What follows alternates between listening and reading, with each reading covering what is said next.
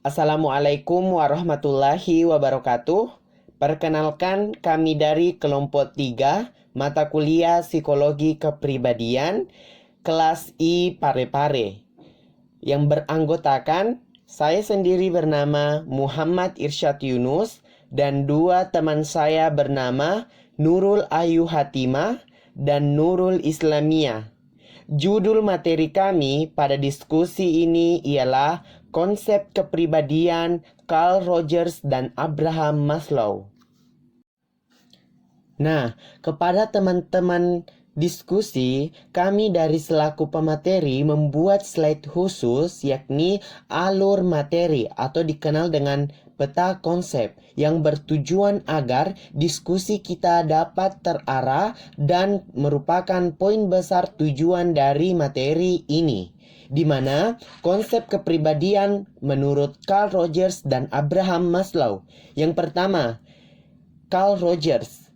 Ada 5 poin yang harus kita ketahui. Yang pertama, sejarah teori. Inti dalam sejarah teori ini, kita akan belajar tentang biografi tokoh Carl Rogers dan awal mula terbentuknya teorinya. Kemudian di poin kedua, struktur kepribadian. Dan poin C, dinamika kepribadian. Di poin D, perkembangan kepribadian. Dan di poin ke E, yaitu inti teori kepribadian. Mulai dari struktur kepribadian hingga terbentuknya inti teori kepribadian, itu merupakan saling berkelanjutan. Mulai dari struktur yang terbentuk, kemudian alur bagaimana cara terbentuk, kemudian proses perkembangannya, dan terakhir adalah inti teori kepribadiannya. Nah, yang kedua, konsep kepribadian dari tokoh Abraham Maslow. Ada 5 poin juga yang harus kita bahas di konsep kepribadian ini. Yang pertama, sejarah teori. Yang isi di dalam sejarah teori tersebut mengandung biografi tokoh Abraham Maslow dan awal mula terbentuknya teori dari tokoh tersebut. Kemudian yang kedua, teori pendekatan. Maksudnya apa? Inti dari poin ini adalah bagaimana teori-teori mendekatkan teori inti sehingga terbentuk teori Abraham Maslow.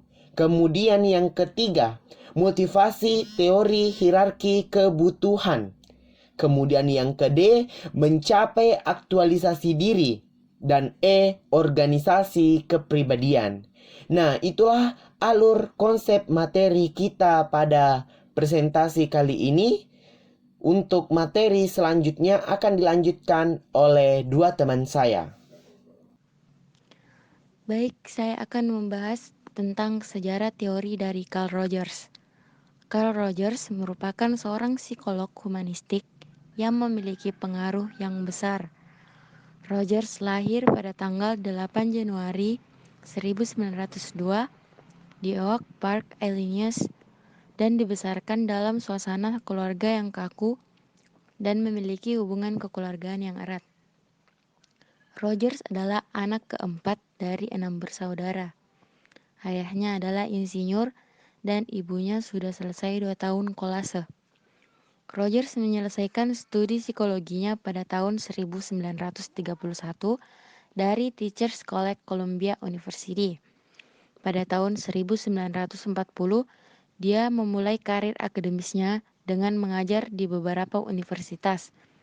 Dan selama tahun-tahun tersebut, dia mulai mengembangkan dan menyempurnakan teori dan metode psikoterapinya. Pemikiran humanistik berasal dari sumber religius, sering mempertimbangkan agama dan permasalahan jiwa manusia. Pada tahun 1924, Rogers bergabung dengan Seminari Union Theological di New York dengan intensi menjadi pastor. Saat berada di seminar, ia mengikuti beberapa kelas psikologi dan pendidikan di Columbia University. Rogers terpengaruh dengan pergerakan pendidikan progresif oleh John Dewey. Ia meninggalkan seminar untuk menghadiri Teachers College sepenuhnya, serta mengambil jurusan psikologi klinis dan pendidikan. Sejak saat itu, ia tidak pernah kembali di pendidikan agama formal. hidupnya memiliki arah baru, yaitu ke arah psikologi dan pendidikan. Baiklah, saya akan menjelaskan di poin B, yaitu struktur kepribadian. Nah, sejak awal, Rogers mengamati bagaimana kepribadian berubah dan berkembang, dan ada 3 konstruk yang menjadi dasar penting dalam teorinya. Nah, konstruk yang pertama ialah organisme, yaitu keseluruhan individu, yang dimana terbagi lagi menjadi 3, yaitu makhluk hidup, realitas subjektif, dan holism. Nah, makhluk hidup ini merupakan makhluk lengkap dengan fungsi fisik dan psikologisnya. Nah, kalau realitas subjektif itu menganggap dunia seperti yang dialami dan diamatinya. Dan holism ialah satu kesatuan sistem sehingga perubahan dalam satu bagian akan berpengaruh pada bagian lainnya. Nah, yang konstruk kedua yaitu medan fenomena. Nah, yang dimana keseluruhan pengalaman baik yang internal maupun eksternal, baik disadari maupun tidak disadari. Nah, medan fenomena ini merupakan keseluruhan pengalaman pribadi seseorang sepanjang hidupnya di dunia sebagaimana persepsi subjektifnya. Nah, yang terakhir itu self. Self merupakan konsep pokok dari teori kepribadian Rogers, yang intinya ialah self berkembang dari interaksi organisme dengan lingkungannya. Nah, self mungkin berinteraksi nilai-nilai orang lain dan mengamatinya dalam cara bentuk yang tidak wajar. Self juga menginginkan keutuhan, kesatuan, dan keselarasan. Nah, yang dimana juga organisme bertingkah laku dalam cara yang selaras dengan self. Nah, terus selanjutnya itu bagian C, dinamika kepribadian. Nah, Rogers mendasarkan teori dinamika kepribadian pada konsep aktualisasi diri, yang dimana upaya daya yang mendorong mengembangkan diri dan potensi individu, yang sifatnya bawaan, dan sudah menjadi ciri seluruh manusia. Yang dimana juga aktualisasi diri ini mendorong manusia sampai kepada pengembangan yang optimal dan menghasilkan ciri unik manusia seperti kreativitas, inovasi, dan lain-lainnya. Nah, dinamika kepribadian ini terbagi juga menjadi 3, yaitu penerimaan positif. Yang pertama, nah yang dimana orang merasa puas menerima regard positif, kemudian juga merasa puas dapat memberi regard positif pada orang lain. Nah, yang kedua ini, konsistensi dan saling sesuai, self, yang dimana organisme berfungsi untuk memelihara konsistensi keadaan tanpa konflik dari persepsi diri, dan saling sesuai antara persepsi self dengan pengalaman. Nah, yang terakhir, aktualisasi diri. Freud memandang organisme sebagai sistem energi dan mengembangkan teori bagaimana energi psikik ditimbulkan, ditransfer, dan disimpan. Sedangkan Rogers memandang organisme terus-menerus bergerak maju. Nah, di mana tujuan tingkah laku bukan untuk mereduksi tegangan energi tetapi mencapai aktualisasi diri, yang dimana kecenderungan dasar organisme untuk aktualisasinya. Contohnya ini yaitu kebutuhan pemeliharaan dan peningkatan diri. Nah, kita akan jelaskan di bagian D, perkembangan kepribadian. Rogers tidak membahas teori pertumbuhan dan perkembangan, namun dia yakin adanya kekuatan tumbuh pada semua orang yang secara alami mendorong proses organisme menjadi semakin kompleks, otonom, sosial, dan secara keseluruhan semakin aktualisasi diri. Nah, di mana juga Rogers menyatakan bahwa self berkembang secara utuh keseluruhan, menyentuh semua bagian-bagiannya. Nah, pribadi yang bersifat utuh menurut Rogers ialah individu yang memakai kapasitas dan bakatnya, merealisasi potensinya dan bergerak menuju pemahaman yang lengkap dan mengenai dirinya sendiri dan seluruh rentang pengalamannya. Nah, Rogers juga menggambarkan 5 ciri kepribadian yang berfungsi sepenuhnya. Yang pertama yaitu terbuka untuk mengalami. Yang kedua, kehidupan eksistensial. Yang ketiga, keyakinan organisme. Yang keempat, perasaan bebas. Dan yang terakhir ialah kreativitas. Nah, kalau terbuka untuk mengalami ialah orang yang berfungsi sepenuhnya, orang yang menerima semua pengalaman dengan fleksibel, sehingga selalu timbul persepsi baru. Nah, kalau kehidupan eksistensial itu kayak dimana orang terbuka terhadap pengalamannya, sehingga ia selalu menemukan sesuatu yang baru. Kalau keyakinan organisme itu pengalaman akan menjadi hidup ketika seseorang membuka diri terhadap pengalaman itu sendiri.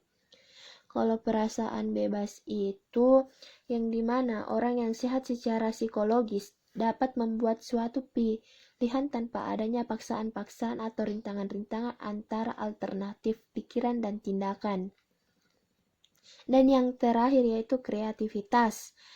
Nah, yang dimana keterbukaan diri terhadap pengalaman dan kepercayaan kepada organisme mereka sendiri akan mendorong seseorang untuk memiliki kreativitas dengan ciri-ciri bertingkah laku spontan, tidak defensif, berubah, bertumbuh, dan berkembang sebagai respon atas stimulus kehidupan yang beraneka ragam di sekitarnya.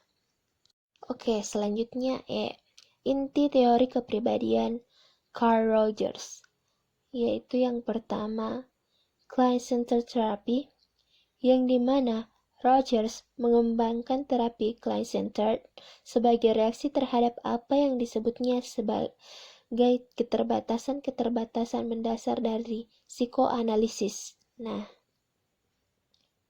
teori yang kepribadian Carl Rogers yang kedua itu Q-technique, yang dimana suatu metode untuk menyelidiki secara sistematis mengenai pengertian orang atau gambaran orang mengenai dirinya sendiri, walaupun sebenarnya metode ini juga dapat dipakai untuk menyelidiki hal-hal lain. Nah, yang ketiga itu sikap defensif, yang dimana untuk menghindari ketidakkonsistenan antara pengalaman organisme dan diri yang dirasakannya. Nah, yang dimana kita bereaksi dengan cara defensif. Nah, di cara defensif ini, yang dimana perlindungan atas konsep diri dari kecemasan dan ancaman dengan penyangkalan atau distorsi dari pengalaman yang tidak konsisten dengan konsep diri. Nah, adapun dalam teori Carl Rogers, yaitu dua perlindungan yang utama, yaitu distorsi dan penyangkalan. Nah, di mana distorsi ini kita melakukan kesalahpahaman dari sebuah pengalaman agar sesuai dengan salah satu aspek dari konsep diri kita. Nah, terus penyangkalan. Penyangkalan yang dimana kita menolak untuk menghayati pengalaman dalam kesadaran, ataupun setidaknya kita menahan beberapa aspek dari pengalaman tersebut agar tidak mencapai simbolisasi.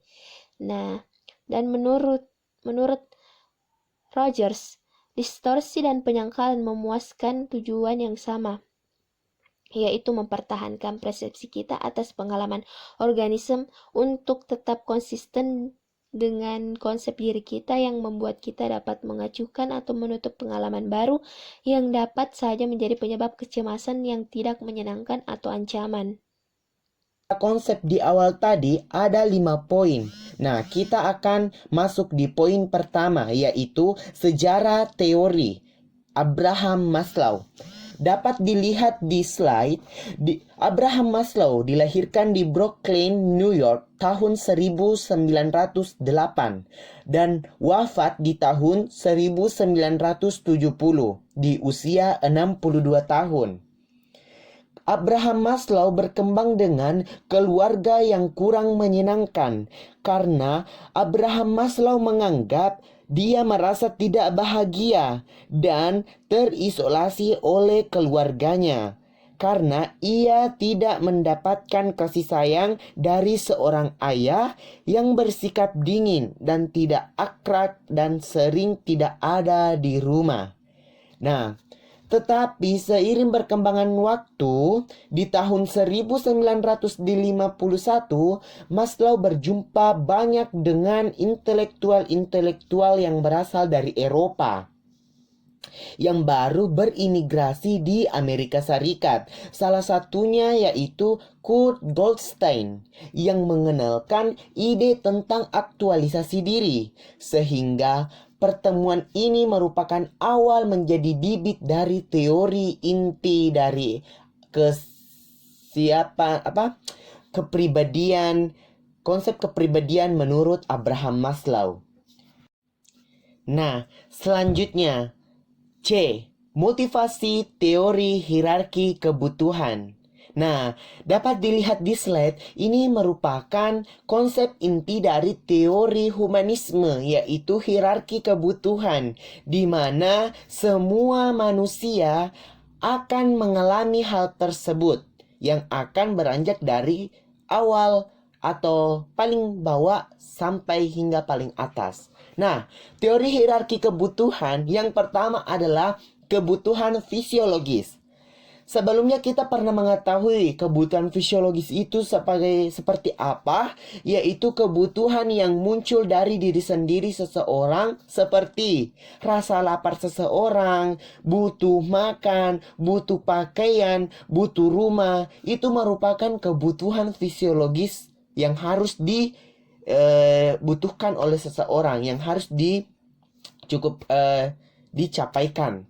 Nah, yang kedua adalah kebutuhan rasa aman.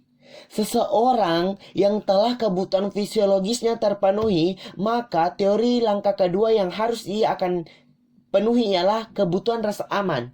Apakah dengan apa yang ia miliki ia merasa aman di lingkungan sekitarnya? Seperti itu.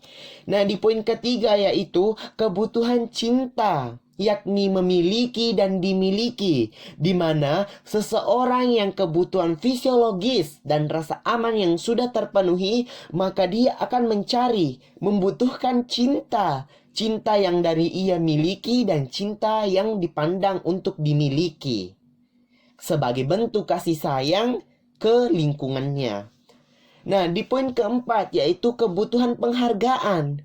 Seseorang yang fisiologisnya sudah terpenuhi, rasa aman sudah terpenuhi, kebutuhan cinta kasih sayang dan sudah terpenuhi. Nah, yang keempat adalah kebutuhan penghargaan, di mana seseorang akan mencari bentuk penghargaan, bentuk perkenalan agar orang-orang dapat mengenalnya dengan potensi yang dimilikinya.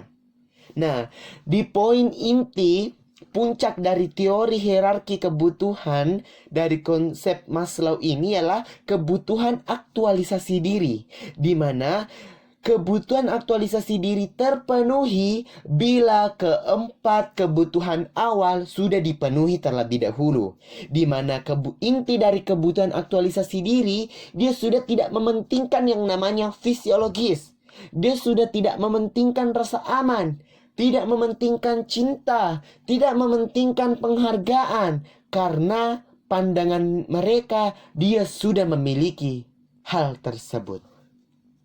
Jadi, itulah 5 poin besar inti dari teori hierarki kebutuhan Maslow.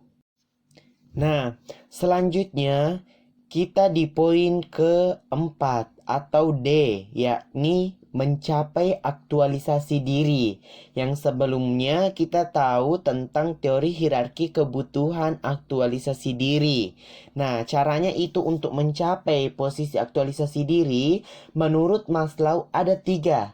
Yang pertama, pengembangan diri. Yang kedua, pengalaman puncak atau peak experience. Dan yang ketiga adalah transendensi. Nah, pengembangan diri di mana manusia memiliki potensi lebih banyak daripada apa yang dapat dicapai. Prasyaratnya adalah untuk memuaskan kebutuhan yang lebih rendah. Maksudnya apa? Seseorang mencapai aktualisasi diri itu akan berawal dari posisi atau kebutuhan yang paling rendah yang harus betul-betul terpenuhi tadi, seperti fisiologis, rasa aman, kasih sayang, penghargaan, sehingga mendapat posisi aktualisasi diri. Nah, dia juga menemukan bahwa orang mencapai aktualisasi diri memiliki banyak karakteristik seperti dia menerima dengan keadaan dirinya, mereka juga berorientasi pada persoalan, mereka memandang persoalan itu sebagai semangat, bukan sebagai untuk mendownkan dirinya. Kemudian dia tidak dapat dilarang, dia tidak peduli dengan orang-orang lain. Maksudnya terserah kau mau bilang apa, intinya dia punya potensi dan jelas arah dan tujuan yang akan dia capai. Itu pengembangan diri. Kemudian di poin kedua yaitu pengalaman puncak, di mana atau peak experience, yang mana keadaan seseorang mengalami suatu pengalaman mistik mengenai perasaan dan sensasi yang mendalam, psikologik dan fisiologik. Maksudnya apa? Pengalaman puncak ini menurut Maslow adalah suatu pengalaman mistik mengenai perasaan dan sensasi yang mendalam yang dirasakan oleh seseorang. Pengalaman puncak yang disusun oleh William James itu ada 4. Yang pada mulanya Maslow berpendapat bahwa pengalaman puncak itu hanya dapat dialami oleh orang-orang tertentu saja. Tidak semua orang yang dapat mengalami hal tersebut. Nah, selanjutnya yang ketiga adalah transendensi, yaitu keadaan seseorang mengalami hasrat untuk berada pada kesadaran yang melampaui kapasitas manusia dan merasakan pengalaman yang keesaan yang menyeluruh, pemegang kekuasaan tertinggi. Nah, Maslow memberikan contoh beberapa tentang orang yang mengalami transendensi sebagai berikut, seperti mereka lebih peka terhadap keindahan dan usaha memperindah. Mereka orangnya holistik, melampaui perbedaan budaya. Mereka sinergis. Apa yang mereka lakukan dapat menguntungkan diri mereka dan orang lain. Mereka cerdas untuk menjadi inovator dan penemu. Mereka mempersiskan kesucian segala makhluk hidup. Nah, mereka berbicara dengan bahasa mistis, seni, musik, paradoks. Nah, itu semua merupakan keadaan seseorang yang transdensi dalam pandangan teori humanisme Maslow. Nah, kita masuk di poin terakhir yaitu organisasi kepribadian. Nah, ada 2 poin. Yang pertama, sindrom kepribadian, dan yang kedua, kekurangan dan menjadi atau dikenal deficient being. Yang pertama, sindrom kepribadian. Sindrom kepribadian itu merupakan sindrom yang paling utama yang membentuk kepribadian seseorang. Karena sindrom kepribadian memiliki sifat atau yang menjadikan pembeda antara orang yang satu dengan orang yang lain, di mana tingkah lakunya, persepsinya, pikiran, dorongannya, motivasinya, itulah yang menjadikan pembeda antara orang yang satu dengan orang yang lain. Nah, di sindrom kepribadian seseorang ada 3 dalam teori Maslow, yaitu sindrom harga diri, kemudian sindrom keamanan, dan sindrom kecerdasan atau dikenal intelektual. Nah, selanjutnya di poin kedua yaitu kekurangan dan menjadi atau deficient being, yaitu mengemukakan teori motivasi bagi self-actualizing person dengan nama meta motivation, meta needs, B motivation, atau B being values, yang mencakup hal-hal yang baik dan ada juga yang mencakup hal-hal yang buruk atau kurang baik, seperti mencakup kebenaran, kebaikan, kecantikan, keutuhan, dan yang lain-lain. Nah, di mana hal yang kurang baik yaitu kemampuan tanpa usaha, penuh permainan, dan tidak merasakan kecukupan diri apa yang ia miliki. Nah, itu ada 2 poin dari organisasi kepribadian. Baik, kepada teman-teman diskusi, Itulah penjelasan dari konsep kepribadian menurut dua tokoh, yaitu tokoh Carl Rogers dan Abraham Maslow.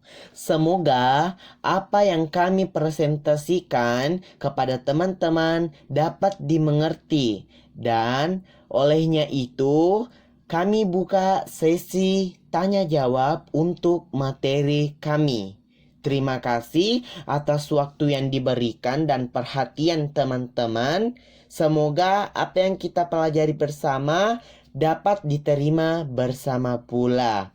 Dan terima kasih dari kami, lebih dan kurangnya mohon dimaafkan. Belajar, berjuang, dan bertakwa. Wassalamualaikum warahmatullahi wabarakatuh.